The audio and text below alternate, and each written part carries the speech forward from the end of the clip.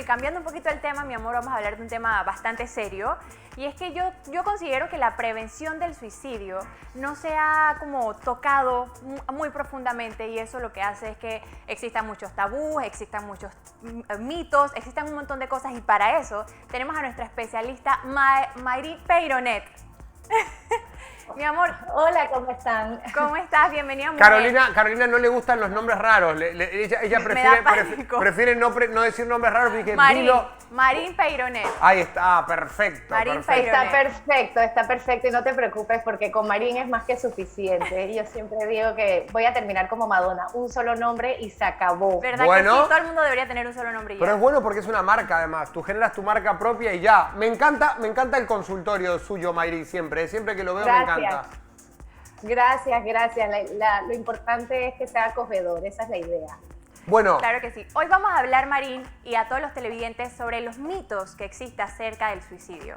Un tema muy interesante, muy importante y muy serio también. Sí, definitivamente. Muchas gracias por la invitación nuevamente. Como quizás habrán escuchado, el 10 de septiembre es el día en el que se conmemora la prevención del suicidio. Este es un tema, pues nosotros realmente los profesionales los llamamos casi que la segunda pandemia, la pandemia silenciosa, una pandemia que no vino este año, sino que viene de hace décadas atrás y que ahora sí la Organización Mundial de la Salud está pudiendo pues exteriorizarlo, haciendo más campañas, y en Panamá, pues gracias a programas importantísimos de prevención y fundaciones tan importantes como la Fundación Relaciones Sanas, que tengo que mencionar que llevan haciendo un trabajo muy importante sobre este tema. Entonces, el suicidio lastimosamente sigue siendo muy estigmatizado, o sea, nos cuesta mucho hablar de esto, porque en general nos cuesta mucho hablar de la muerte, o sea, es un concepto que nos da mucho miedo. Sin embargo, es algo que tenemos que poder enfrentar si queremos poder prevenir y ayudar a personas que puedan estar en peligro y estar teniendo ideación suicida o inclusive ya haya tenido algún intento de muerte por suicidio. Entonces, me encantó cuando hablaron de la importancia de los mitos, porque yo creo que es justamente un tema que tiene muchos mitos y que ha sido muy difícil poder como una cebolla, ¿no? Como que ir pelando las capas. Exacto. Y poder ofrecerle a la ciudadanía una versión un poco más humana de esto. Y no es que uno no le tenga que tener miedo, pero sino sobre todo empoderar en que podemos hacer mucho más de lo que las personas piensan, ¿no? Correcto. Marín, yo sí quisiera agregar algo ahí, y es que yo siento que, no sé si en otros países, pero yo siento que en Panamá este tema no se toca mucho. Incluso creo que fue el año pasado o el año antepasado que pasó un caso en el Parque Omar donde una persona se suicidó, y esto no salió a la luz pública, no como tenía que ser. Entonces, como que habían comentarios de que hay como una ley que te limita a hablar de estos casos, porque las personas que están pensando en hacerlo luego pueden tener o tienden a pensar que van a tener más protagonismo que si están vivos. Algo así como que leí, no sé si nos puedas explicar un poquito más. Bueno, yo pienso que el rol de los medios de comunicación, obviamente, o tiene la oportunidad muy importante de hablar de este tema de suicidio. Obviamente hay que tomar ciertas precauciones, y sí es verdad que una de las cosas que se habla, y lo han visto en las redes sociales, es por favor no compartir imágenes, no compartir detalles, no compartir modus operandi, porque sí es verdad que estamos viendo en los estudios que algunas personas pueden incitar a repetir el acto. Entonces, yo lo que quiero, más allá del justamente la campaña es quitar el morbo, sino Exacto. hablar como que con los detalles científicos, de hablar de que lo primero que tenemos que entender, y voy a hablar de los mitos, pero también es entender que cada persona que puede estar en riesgo, tenemos que identificar los factores de riesgo antes que tiene Correcto. esta persona, que son muchos, que son factores no solamente psicológicos, que es lo que uno siempre asocia, ¿no? Que tiene un trastorno mental, que hay depresión, que hay ansiedad, pero también existen factores biológicos, químicos del cerebro. Además hay factores sociales, hay factores que depende de la edad. Obviamente estamos hablando mucho del riesgo en el adolescente. Es la segunda causa de muerte entre 15 y 24 años, o sea que es una tasa bastante importante.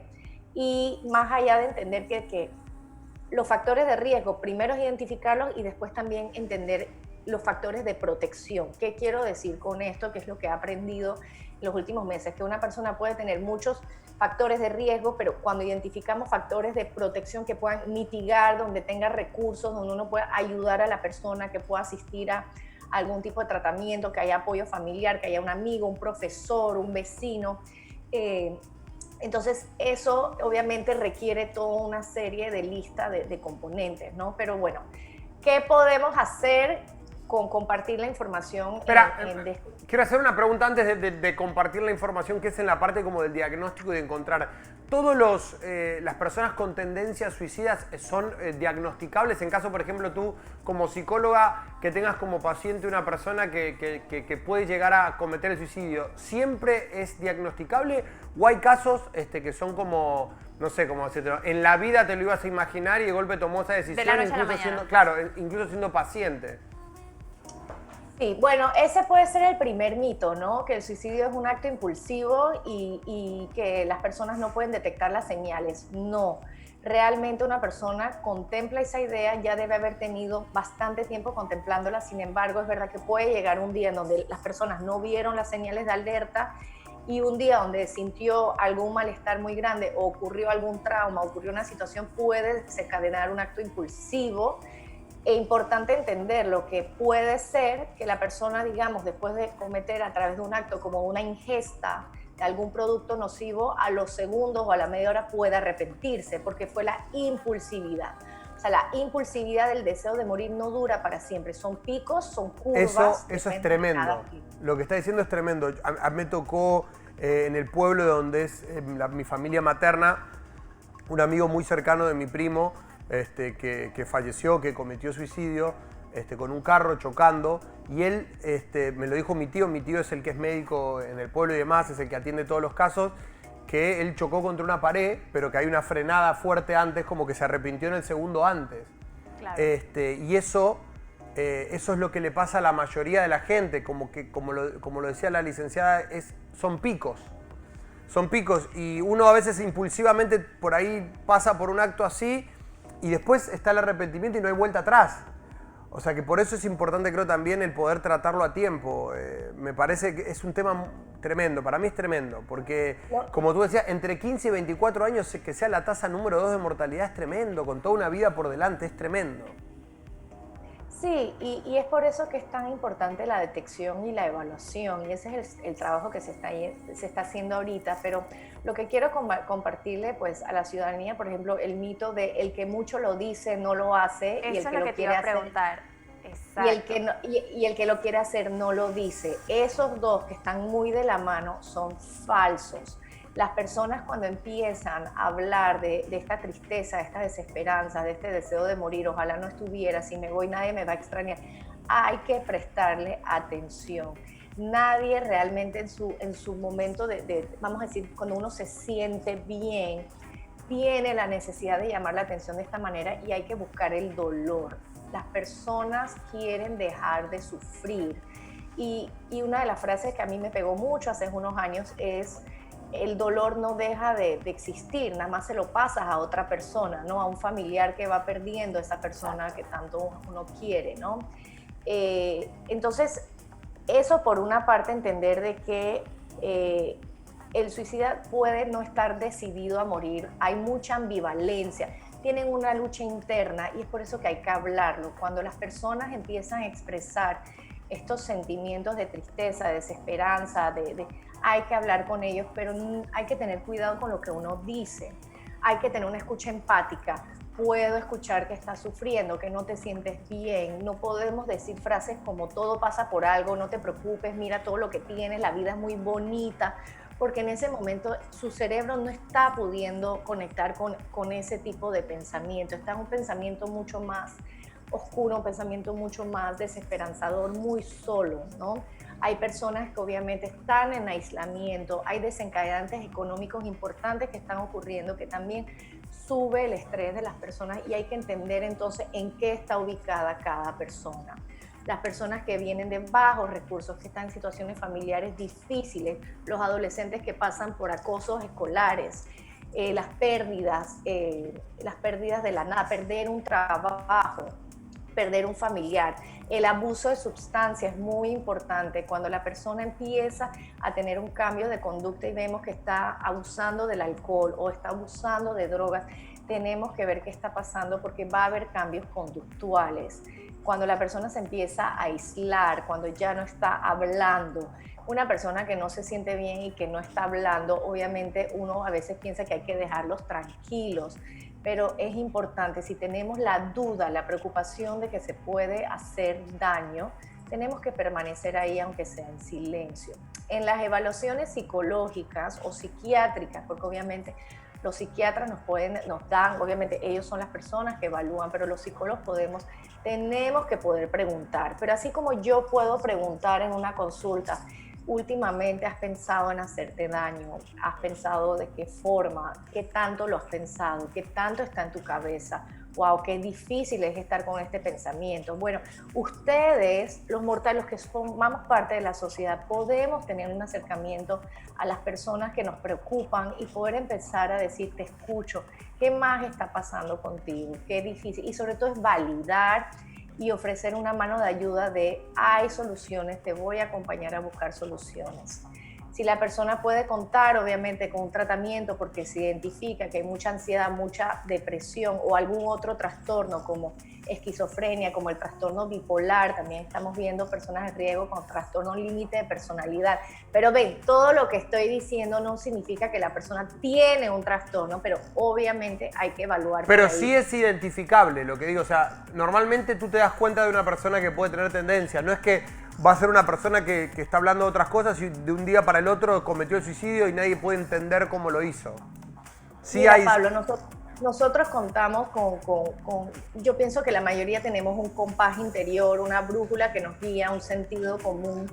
Y cuando uno conoce a una persona, tú dirás, oye, esta persona como que no está igual que siempre, últimamente está muy irritable, ya no habla como se ha dejado, hay una pérdida de higiene, hay una pérdida de apetito, hay una pérdida de sueño, ya no va al trabajo, ya no llama, ya no contesta. Obviamente esto es para los adultos, para los niños y adolescentes.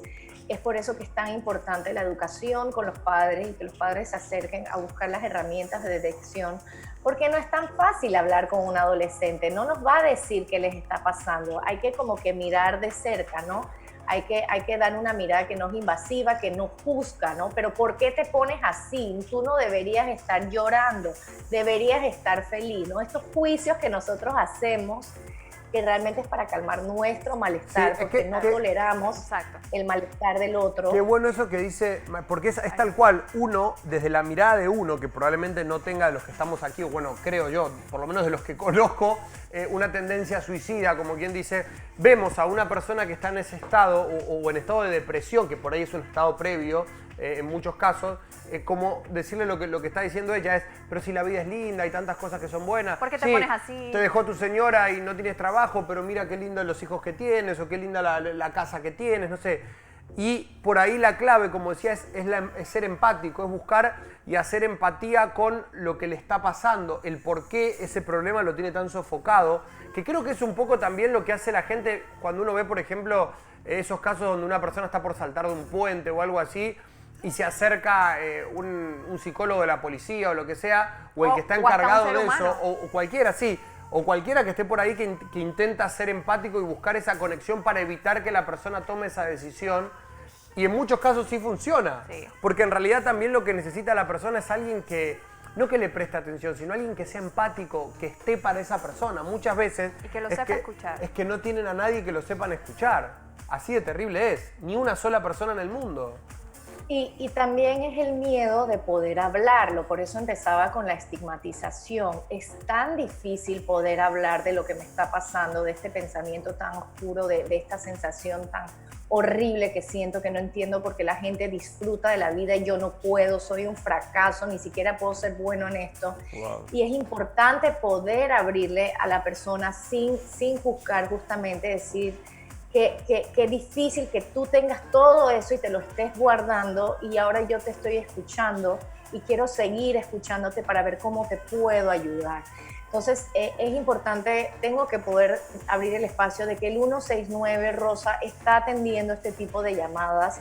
Por favor, no lo duden, utilícenlo y llamen a las personas. O sea, si tienen una duda de que alguien pueda estar en riesgo, realmente tú tienes el poder de poder prevenir. O sea, todos lo tenemos. Tenemos obviamente cubrirnos un poquito con el miedo, pero si la intención es buena y uno ve que hay algo que nos preocupa, ese compás interior puede ayudar a salvar una vida. O sea, cada 40 segundos perdemos en el mundo una persona muerte por suicidio. Entonces, hay que trabajarlo, hay que hablarlo y sobre todo es verdad, hay que educarse. Nosotros los profesionales seguimos educándonos en este tema. No soy experta, por eso que hablé desde el principio, el programa sigue en las redes Fundación Relaciones Sanas, pero nosotros en Holistic Mindsteps también hablamos mucho de este tema y obviamente en nuestras entrevistas, cuando ayudamos a nuestros pacientes, hacemos las preguntas pertinentes. A veces hay que quedarnos un ratito ahí buscando, estando seguros que estamos viendo todas las señales, pero que hay señales. Qué bueno tomar conciencia de esto, ¿eh? Marín, hay un mito muy grande y es el hecho de que si una persona alguna vez haya tenido algún comportamiento suicida, se recupera, se supera de eso, ¿puede volver a tener ese comportamiento? Mira, como todo, lo importante del mito es que una persona que haya tenido algún intento suicida o un pensamiento, una conducta suicida, lo va a tener toda la vida. Falso. La persona puede buscar la ayuda, podemos hacer todos los procesos, los tratamientos, puede tener un curso, puede haber aprendido a manejar las dificultades que está teniendo, sea biológica, psicológica, social, emocional, económica, y la persona puede no volver a tener una ideación suicida. Inclusive puede ser esta persona de agente de cambio que empieza a hablar de, ¿no? Que puede hablar de decir yo pasé por esto, y es por eso que es tan importante quitar la vergüenza, quitar la culpa de sentirse así, de pasar por este tipo de conductas, porque el suicidio es prevenible si contamos obviamente con las señales, si empezamos a hablarlo más, si abrimos el espacio para que realmente las personas puedan hablar de su malestar, porque no deberíamos llegar a ese extremo. Tenemos que poder hablar de la tristeza, tenemos que hablar de la soledad, tenemos que hablar del dolor emocional, de nuestros miedos, de nuestras preocupaciones. No es signo de fragilidad. La vulnerabilidad realmente es signo de coraje, de fortaleza, ser vulnerables. Y cuando dejemos de reprimir todas esas emociones y de echar para un lado las personas que tienen estas dificultades y poder internalizar y mostrar nuestro lado, vamos a mejorar como sociedad, vamos a ser más sanos. Claro. Qué bueno, Marín, de verdad nos encanta poder concientizar a la gente sobre un tema así y de verdad hablar sin tabúes, porque es un tema, como tú dices, que a veces la gente lo abobeda mucho y no habla. De verdad que esperamos que de este lado podamos haber generado un poquito de esa conciencia y bueno, también creo que tienen tus redes y demás para cualquier cosita. Marín, de verdad, muchas gracias. Gracias a ustedes. Hasta Cuídate. luego. Gracias, mi amor. Igual. Hasta luego.